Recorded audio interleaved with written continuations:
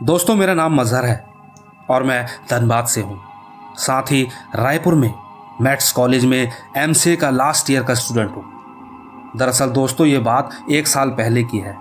जैसे ही हमारे सेमेस्टर के एग्ज़ाम ख़त्म हुए थे तो साथ ही हमारी ट्रिप की तैयारी भी चल रही थी। मेरे साथ मेरे 2 दोस्त और भी थे, प्रतीक और पोषण। हम सब साथ ही रहते थे। हमने सारे एग्ज़ाम देने के बाद 22 दिसंबर को कॉलेज से ट्रिप के लिए निकले। दोस्तों, हमारा ये ट्रिप दार्जिलिंग, गैंगटॉक और लद्दाख का था।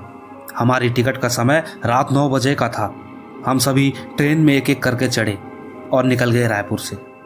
ट्रेन में दोस्तों होने की वजह से नींद का तो कोई सवाल ही नहीं था। जिस डिब्बे में हम थे वहाँ पर कुछ जूनियर भी थे, बीसीए और एमसीए के स्टूडेंट थे। हमारी वो रात और दूसरी रात जैसे तैसे कट गई और फिर अगले दिन ठीक सुबह के 6 या 7 बजे हम सभी न्यू जलपरी स्टेशन पर उतरे। हम लोगों ने होटल पहले से ही बुक कर रखा था ताकि हमें किसी भी प्रकार की कोई परेशानी ना हो। हमने वो दिन हॉस्टल में ही रेस्ट किया और फिर शाम को जब आँख खुली तो बड़ा फ्रेश फील किया। और वैसे भी रात की नींद अगर दिन में ले ली जाए तो फिर रात में नींद काफ़ी देर से ही आती है। बस फिर क्या था, निकल पड़े हम रात को सैर करने के लिए। वैसे एक बात बता दूं मैं आपको, मैं और मेरे दोस्त प्रतीक और पोषण, हम सब भूत प्रेतों से नहीं डरते थे। हमें इन बातों पर यकीन तो था, पर हमें उनसे कभी डर नहीं लगता था। खैर दोस्तों, हमारी सैर खत्म हुई तो हम वापस आकर अपने कैंप के सामने आग लगाकर बैठ गए। ठीक थोड़ी देर बाद मैं और मेरे दोस्त हम सिगरेट की तलाश में बाहर की तरफ निकल पड़े। रात ज़्यादा हो जाने के कारण आसपास की सारी दुकानें भी बंद हो चुकी थी, लेकिन हम आगे की तरफ चलते ही रहे, इसी उम्मीद में कि कोई तो दुकान खुली होगी, पर कोई भी दुकान हमें ना मिली। और तो और हम होटल से भी काफ़ी दूर आ चुके थे। रात का सन्नाटा हमें साफ साफ समझ आ रहा था। यही सोच हम वापस मुड़े ही थे कि अचानक हमें एक बच्चे की रोने की आवाज़ सुनाई दी। हमने आसपास देखा तो वहाँ पर कोई नहीं था। दोस्तों, यहाँ तक तो ठीक था, लेकिन हमने जैसे ही पलटकर वापस देखा तो ठीक हमसे कुछ ही मीटर दूर हमें एक औरत दिखाई दी जो कि बड़ी भयावह थी। उसके लंबे बाल चारों तरफ बिखरे हुए थे। उसकी लंबाई करीब 6 फुट की प्रतीत हो रही थी। हम उसे देख ही रहे थे कि वो हंसते हंसते अचानक गायब हो गई। एक बार को तो हमें लगा कि ये शायद हमारा वहम होगा। यही सोच हम आगे की ओर बढ़ने लगे। किस्मत से हमें वहाँ एक चाय की दुकान मिली। हमें वहाँ से चाय और सिगरेट दोनों मिल गई। इसके बाद हम वापस होटल आ गए और इससे पहले हमारे साथ जो कुछ भी हुआ था हम तो वो सब भुला चुके थे। कमरे में बैठकर हमने कुछ देर बातें करी और फिर चुपचाप सो गए। हमें सोए बस 1 घंटा ही हुआ होगा कि अचानक प्रतीक जोर से चिल्लाया। उसकी आवाज़ इतनी तेज थी कि हम सभी तुरंत उठ गए। प्रतीक बहुत डरा हुआ था। उसके चेहरे पर पसीना और डर साफ दिख रहा था। हमने तुरंत ही उससे पूछा कि भाई क्या हुआ, तू यूं अचानक से क्यों चिल्लाया? तो उसने बताया कि मुझे वही औरत दिखाई थी जो उस रोड पर थी। वो मेरे सीने पर बैठकर मेरा गला दबाने की कोशिश कर रही थी। दोस्तों, सच कहूं तो यह बात सुनकर उस वक्त हमें भी घबराहट होने लगी थी, पर हमने उसे जाहिर नहीं होने दिया। मैंने बस अपने खुदा का नाम लिया और सुरह की तिलावत करी, जिससे शैतान दूर भागता है। और तुरंत ही मैंने खिड़की कमरा अच्छे से बंद कर दिया और हम चुपचाप सो गए। इसके बाद फिलहाल हमारे साथ कुछ भी नहीं हुआ और हम गैंगटॉक होते हुए सीधा लद्दाख चले गए। पर दोस्तों, वहाँ हम तीनों ने जो महसूस किया, मैं वाकई में आपको बता नहीं सकता कि हम लोग वहाँ किस तरह रहे। दरअसल दोस्तों, लद्दाख में हमारी पहली रात थी और हमें नहीं पता था कि वो औरत भी ठीक हमारे पीछे पीछे आ चुकी थी। उस रात हमें नींद भी नहीं आ रही थी, तो हम तीनों होटल के लॉन में ऐसे ही बैठे हुए थे। रात थी तो वहाँ पर लाइट भी डिम थी। हल्की रोशनी में हम सब आराम से बातें ही कर रहे थे कि अचानक हमें फिर से वही बच्चे की रोने की आवाज़ सुनाई दी और ठीक कुछ ही दूरी पर हमें वो औरत फिर से दिखाई दी। पर इस बार हमें उसका चेहरा साफ दिखाई दे रहा था। उसके पूरे चेहरे पर खून ही खून लगा हुआ था और वो हवा में तैर रही थी। ये दृश्य हमसे देखा ना गया। हम बेहद डर गए थे। हम चुपचाप उठकर रूम में जाने के लिए हुए ही थे कि वो औरत अचानक हमारे सामने आ गई और उसने मुझसे कहा कि तू ये अपना लॉकेट गले से उतार दे, वरना मैं तुझे जान से मार दूंगी। दोस्तों, उस वक्त हम सिर्फ एक टक खड़े थे। ऐसा लग रहा था जैसे ये कोई सपना हो, पर क्या वो सच में वहाँ थी या फिर हमारा वहम था। हम सब बर्फ की तरह जैसे कि तैसे खड़े रहे कि तभी अचानक हमारे सर ने आवाज़ लगाई कि तुम तीनों इतनी रात को यहाँ क्या कर रहे हो। हमने वो आवाज़ सुनी तो हमें ऐसा लगा जैसे हमें अभी अभी किसी ने नींद से जगाया हो, और वो औरत भी अचानक कहीं गायब हो चुकी थी। इसके बाद हम सब अपने रूम में चले गए। हम लोग तीनों उस वक्त इतना डरे हुए थे कि हम अपने सर से कुछ बोल ही नहीं पाए। मैंने पोषण से एक सिगरेट मांगी और बैल्कनी में चला गया। ठीक मेरे पीछे पीछे पोषण भी बाहर आ गया। हम दोनों सिगरेट पी ही रहे थे कि अचानक प्रतीक जोर से चिल्लाया। हम तुरंत अंदर पहुंचे तो हमारे कुछ बोलने से पहले ही वो रोते हुए बोल पड़ा कि भाई वो यहाँ भी आ गई है, वो हमें नहीं छोड़ेगी। मैंने उसको दिलासा देते हुए कहा कि भाई यहाँ कोई नहीं है, तू सो जा। दोस्तों सच कहूँ तो डर तो उस वक्त हमें भी लग रहा था, पर हम क्या करते। हम दोनों भी चुपचाप प्रतीक के बगल में ही सो गए। सुबह हम तीनों की तबीयत खराब थी। हम लोग अपने बेड से उठ तक नहीं पा रहे थे। प्रतीक तो कुछ ज़्यादा ही डरा हुआ था। हमें ऐसा लग रहा था कि जैसे हमारे शरीर बहुत भारी सा हो गया हो। तभी कुछ ही देर बाद हमारे सर वहाँ पर आ गए। हमारी ऐसी हालत देख उन्होंने हमसे कहा कि तुम लोग ठंड में रात भर बाहर घूम रहे थे, तभी ये सब हुआ है। ये कोई तरीका नहीं है तुम्हारा। प्रतीक ने तुरंत लड़खड़ाते हुए बोला, सर वो हमें नहीं छोड़ेगी सर, हम तीनों को मार देगी। मैंने प्रतीक की तरफ देखा तो एहसास हुआ कि हम सब में सबसे ज़्यादा असर उसे ही हुआ था। तभी तो वो खुद को रोक ना सका। सर ने भी तुरंत पूछा, कौन नहीं छोड़ेगी? क्या बोल क्या रहे हो तुम? दोस्तों इसके बाद हमने बिना रुके सर को हमारे साथ हुई सारी बात हमने शुरू से बताई। हमारे सर को हमारी बात पर विश्वास हुआ। उन्होंने तुरंत ही होटल के मैनेजर से बात करी। मैनेजर ने बताया कि यहाँ पास में ही एक दरगाह है जहाँ पर ऐसी चीज़ों पर उतारा किया जाता है। सर ने हम तीनों को किसी प्रकार वहाँ पर लेकर गए। वहाँ पर बाबा अपनी जगह पर विराजमान थे। उन्होंने हम पे अपनी दया दृष्टि दिखाते हुए कुछ मंत्र पढ़ना शुरू किया। साथ ही बीच बीच में कुछ पानी के छींटे भी मारे और बताया कि वो एक चुड़ैल थी जो कि तुम लोगों के पीछे पड़ी थी। वो तो अच्छा हुआ कि तुम्हारे गले में आयते ताबीज़ था, जिसके कारण वो तुम्हें ज़्यादा नुकसान नहीं पहुंचा पाई। दोस्तों हमें भी बाबा की बात सुनकर समझ आया कि तभी प्रतीक पर वो ज़्यादा हावी थी, क्योंकि उसके गले में कोई तावीज़ नहीं था। बाबा ने हमें दरगाह का पानी दिया और कहा कि इसे 11 दिन तक लगातार पीना है। दोस्तों इसके बाद हम तीनों ठीक हैं। लेकिन दोस्तों सच कहूँ तो आज भी कभी कभार जब वो सब याद आता है तो दोस्तों सच में मेरे रोंगटे खड़े हो जाते हैं। बस इतनी सी ही थी मेरी ये कहानी।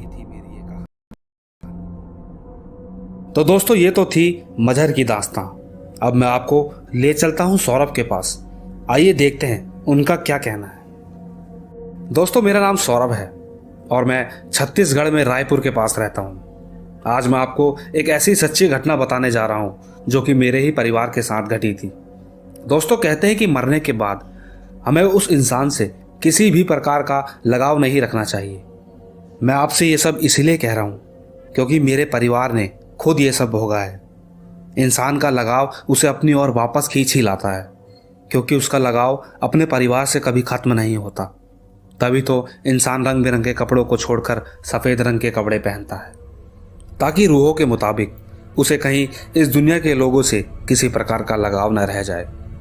तो दोस्तों दरअसल आज से 6 साल पहले अचानक हार्ट अटैक की वजह से मेरे दादाजी की मृत्यु हो गई। घर वाले उन्हें शमशान ले जाने की तैयारी कर रहे थे, पर ठीक जैसा कि मैंने आपको बताया था कि इंसान के मरने के बाद अगर हम उससे किसी भी प्रकार का लगाव रखें तो उस आत्मा को इस दुनिया से छोड़कर जाने में परेशानी होती है। हम लोग सभी दादाजी के शव को शमशान ले जा रहे थे। उस वक्त हल्की हल्की बारिश भी हो रही थी। विधि के अनुसार सब ठीक चल रहा था। शमशान पहुंचने के बाद जैसे ही चिता को अग्नि देने का समय नज़दीक आया ही था कि तभी अचानक मेरी बुआ वहां पर आ गई और रोते हुए दादाजी के शव को पकड़कर जोर जोर से चिल्लाने लगी। वहीं दूसरी तरफ दादाजी बुआ से बहुत प्यार करते थे, क्योंकि वो उनके पिता थे और हर माता पिता अपने बच्चों से बेहद प्यार करते हैं। वैसे कहा जाता है कि महिलाओं को शमशान पर नहीं जाना चाहिए, ये एक धार्मिक नियमों के विरुद्ध है। ऐसा मैं सबके लिए तो नहीं कहता, पर हमारे में ये सब मानते हैं। अगर आप भी ये सब मानते हैं तो कमेंट ज़रूर करिएगा, मुझे भी थोड़ी तसल्ली होगी। खैर, मेरी बुआ ने किसी की नहीं सुनी। हालात ऐसे थे कि उस वक्त उन्हें रोक पाना शायद ही किसी के बस में था। किसी तरह उन्हें एक तरफ कर चिता को आग दी गई। उस वक्त चिता जैसे जैसे अपना जोर पकड़ती गई, वैसे वैसे बुआ की आवाज़ उस वीराने में गूंजती रही। इसके बाद हम सब वापस आ गए। सब लोग सदमे में थे। माहौल एकदम सन्न था। रात के 12 बज चुके थे और तब तक सब ठीक था, और किसे पता था कि अब आगे क्या होने वाला था। अचानक घर में एक अजीब सी महक उठी। ऐसा लग रहा था जैसे कि ठीक हमें उस वक्त लग रहा था जब दादाजी की चिता के वक्त जो महक उठ रही थी। ये सब करीब 12 बजे से रात के 3 बजे तक हुआ, और ऐसा नहीं है कि ये सिर्फ उसी दिन हुआ। ये सब ठीक 13वीं तक चला। सब लोगों को थोड़ी हैरानी तो हुई कि ये सब कैसे हो सकता है, पर मेरे पिताजी 13वीं के बाद वाराणसी के घाट पर जाकर दादाजी की अस्थि विसर्जन करके माफ़ी मांगी। तब जाकर ये सब बंद हुआ। वैसे दोस्तों, मेरा घर चारों ओर से पहाड़ों और जंगलों से घिरा हुआ है, और मैंने यहाँ चुड़ैल, जिन्न और बेतालों के देखे जाने की घटना को बचपन से कई बार सुनता आया हूँ। वैसे दोस्तों, आज से 10 साल पहले जंगल इतने घने और विशाल थे कि दोपहर के वक्त में भी वहाँ से गुजरने में अंधेरा महसूस होता था। और तो और आज भी जंगलों में बहुत से अघोरी तांत्रिक अपनी क्रियाएं करते देखे जाते हैं। ये बात ठीक आज से 10 साल पहले की है। मैं अपने 2 दोस्तों के साथ रात के ठीक 11 बजे उस जंगल में गया था, क्योंकि हमने उस जंगल में चुड़ैल के बारे में सुना था और हम उसे ही देखने गए थे। साथ ही हमने ये भी सुना था कि वो हमारे आसपास के कई गांवों में भी दिखाई दी थी, क्योंकि वो उनका पीछा कर चुकी थी। दोस्तों, यहाँ तक कि एक ब्रेड बेचने वाले को भी उसने उसकी साइकिल से उतरने को कहा था, पर वो नहीं रुका, उल्टा साइकिल को और तेजी से चलाने लगा। पर उसी तेजी से वो चुड़ैल भी ठीक उसके पीछे उतनी ही रफ्तार लिए साथ साथ भागने लगी। पर वो आदमी लगातार अपनी स्पीड बनाए रख आगे की ओर बढ़ता रहा। वैसे दोस्तों, एक बार को तो उसे ऐसा लगा जैसे कि उस चुड़ैल ने उसकी कमीज को पकड़ लिया हो, पर वो बदहवास आगे की ओर निकलकर किसी प्रकार अपनी जान बचाकर बच निकला। इसके बाद उसने ये बात गांव वालों को बताई। यकीन ना होने पर उसने अपनी पीठ भी दिखाई, जिस पर लाल घाव के लंबे निशान थे। खैर दोस्तों, पर यह भी सच है कि हमें वहां पर ऐसा कुछ साया नहीं दिखा। पर हाँ, मुझे अच्छे से याद है जब हम उस जंगल से वापस लौट रहे थे, तब हमने देखा कि एक पेड़ करीब 30 से 35 फीट ऊंचा, और उसकी ऊंचाई पर हमें एक जलता हुआ अंगारा दिखाई दिया, जबकि वहां उसके आसपास कोई और पेड़ नहीं था और ना ही उस पेड़ की कोई टहनी थी। तो आप खुद ही सोचिए, वहां पर इस प्रकार का जलता हुआ अंगारा कैसे दिख सकता है। वैसे इस अंगारे को उत्तराखंड में किसी प्रेत का उठना कहते हैं। ये देख हम चौंक गए थे, पर हमारे यहाँ ये सब आम बात है, और ये सब मेरी आंखों देखी घटना है। अंत में मैं बस आप सभी से इतना ही कहूँगा कि आप सभी मेरी इस कहानी पर यकीन करने या ना करने के लिए स्वतंत्र हैं। धन्यवाद। तो दोस्तों, सौरभ का धन्यवाद करता हुआ मैं आप सभी से कहना चाहता हूँ कि मैं आप सबकी स्टोरी लाऊंगा, थोड़ा वक्त दे। फिलहाल हम चलते हैं संजू के पास, देखते हैं उनका क्या कहना है। उन्होंने बस कहा है तो इतना कि इस कहानी का नाम संजू की स्टोरी रखना। वैसे उन्होंने अपने गांव का नाम बताने से मना कर दिया, पर किस्सा जो उनके साथ हुआ उसे पूरा जरूर सुनाया। तो दोस्तों, दरअसल ये कहानी 9 साल पहले की है। आइए सुनते हैं। दोस्तों, एक बार की बात है, मैं अपने कुछ दोस्तों के साथ शाम के करीब 6 बजे घूमने गया था। हम सभी को घूमते घूमते करीब 9 बज चुके थे, तो मैंने सभी से कहा कि रात बहुत हो चुकी है, चलो अपने अपने घर चलते हैं। सभी ने हामी भरी और हम 6 में से 2 दोस्त अपने रास्ते की ओर बढ़ गए। अब हम 4 थे, विपुल, मनदीप, आदित्य और मैं। हम चारों एक साथ अपने घर की ओर बढ़ रहे थे। आदित्य और विपुल का घर हमारे घर से पहले पड़ता था। उन्होंने गुड नाइट बोला और हम आगे की ओर चलने लगे। मैं मनदीप के कंधे पर हाथ रखकर चल रहा था। हम दोनों आपस में बातें करते हुए जा रहे थे कि तभी मनदीप दूसरी तरफ देखता हुआ चलने लगा। मैंने उससे पूछा कि उधर क्या देख रहा है, तो वो बोला कि उस सुनसान घर की खिड़की से कोई हमें देख रहा है। मैंने उधर ध्यान न देते हुए कहा, कि उधर तो खंडर है, वहां से हमें कौन देखेगा। तो उसने कहा कि पहले देख तो ले एक बार। मैंने कहा दिखा।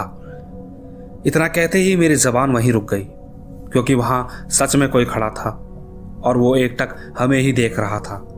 बार बार मेरी नजरें वहीं जा रही थी। फिर समझ आया कि वो कोई लड़की है, पर वहां कोई कैसे हो सकता है, वो घर तो कई सालों से खंडर है। तभी मनदीप ने मुझसे कहा कि चल वहां एक बार चलकर देखते हैं कि आखिर यहाँ हो क्या रहा है। मैंने उसे मना कर दिया, कहा कि रहने दे यार, पर वो जिद करता रहा तो मैंने हाँ कर दिया। हम दोनों जैसे ही ऊपर खंडर के पास पहुंचे तो मैंने मनदीप से फिर कहा, भाई चल यहाँ से।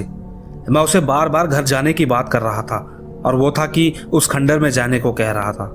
इसके बाद मैं वहां एक सेकंड भी नहीं रुका और सीधा अपने घर चला आया। रात बीत जाने के बाद अगले दिन मनदीप से मिलने मैं उसके घर पहुंचा तो पाया कि मनदीप तो घर पर था ही नहीं और उसकी माँ का रो रो कर बुरा हाल था। मैंने तभी बिना देरी किए मनदीप के घर वालों को बताया कि वो रात को उस खंडर वाले घर में जाने को कह रहा था। मैं तो घर आ गया, पर यहाँ आया तो पता चला कि वो अभी तक आया ही नहीं। इसके बाद मैं दौड़कर अपने घर वापस आ गया। मैंने एक सांस में पिताजी को सारी बात बता दी। उस वक्त मुझे थोड़ी डांट भी पड़ी। पिताजी का कहना था कि तूने उसे वहां क्यों जाने दिया और उसे वहां अकेला ही छोड़कर आ गया, कम से कम घर पर आकर तो बता देता। दोस्तों, इसके बाद पिताजी और मैं तुरंत मनदीप के घर गए और वहां से सीधा उस खंडर पर पहुंचे। मैंने देखा कि मनदीप वहां पर एक कमरे में बेहोश पड़ा था। मैंने तुरंत पिताजी को आवाज़ दी। उन्होंने तुरंत मनदीप को उठाया और हॉस्पिटल ले गए। थोड़ी ही देर में मनदीप को होश आ गया। उस वक्त सब लोग बाहर बैठे हुए थे। मैं चुपचाप वार्ड में अंदर चला गया।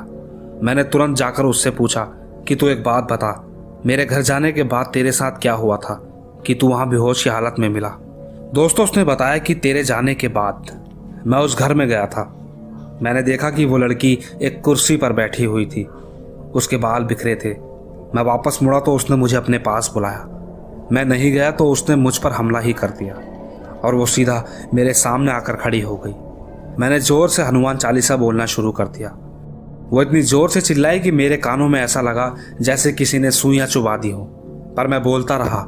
इसके बाद वो खिड़की से बाहर भाग गई और मैं उसे देखता ही रह गया। पर जब आँख खुली है तो मैं यहाँ हॉस्पिटल में हूँ, लेकिन शुक्र है कि मैं ठीक हूँ। दोस्तों, आपको हमारी ये कहानी कैसी लगी, कृपया कमेंट्स बॉक्स में ज़रूर बताएं। और अगर आप भी हमें अपनी कोई कहानी भेजना चाहते हैं तो डिस्क्रिप्शन बॉक्स में हमारा व्हाट्सएप और टेलीग्राम का लिंक है, जिस पर आप हमें अपनी कहानी भेज सकते हैं। हम उसे अपने शो में ज़रूर शामिल करेंगे। तो जल्द ही आपसे फिर मुलाकात होगी। तब तक के लिए गुड बाय।